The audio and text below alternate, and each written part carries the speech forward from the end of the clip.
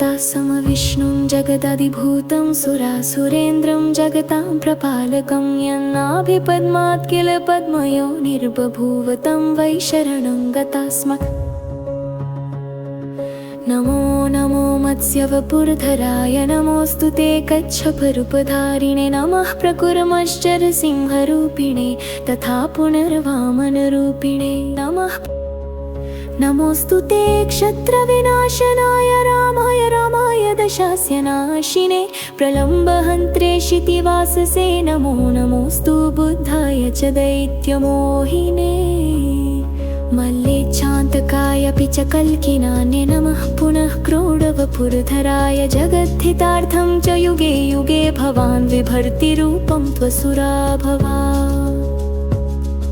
निषूदितोऽयं ह्यधुना किल त्वया दैत्यो हिरण्याक्ष इति प्रगल्भः यश्चन्द्रमुख्यान् किल लोकपालान् संहेय चैव तीरश्चकार। स वै त्वया देवहितार्थमेव निपातितो देवधर प्रसीद त्वमस्य विश्वस्य विसर्गकर्ता ब्राह्मेण रूपेण च देवदे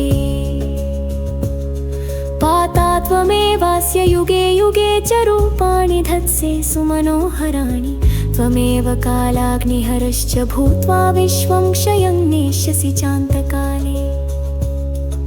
अतो भवानेव च विश्वकारण न ते परं जीवमजीवमीश यत्किं च भूतं च भविष्यरूपं प्रवर्तमानं च तथैव रूपम् सर्वं त्वमेवासि चराचराख्यं न भाति विश्वं वदृते च किञ्चिदस्तीति नास्तीति च भेदनिष्ठं त्वय्येव भातं सदसत्स्वरूपम्।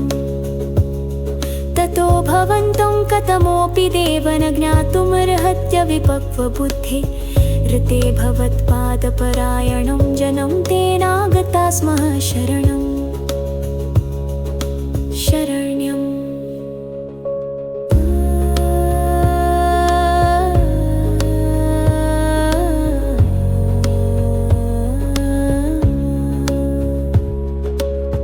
ततो विष्णोः प्रसन्नात्मा उवाच त्रिदिवौकसा तुष्टोऽस्मि देवा भद्रं वो युष्मत्स्तोत्रेण साम्प्रतं य इदं प्रपठेद भक्त्या विजयस्तोत्रमादरात् न तस्य दुर्लभं देवास्त्रिषु लोकेषु किञ्चन।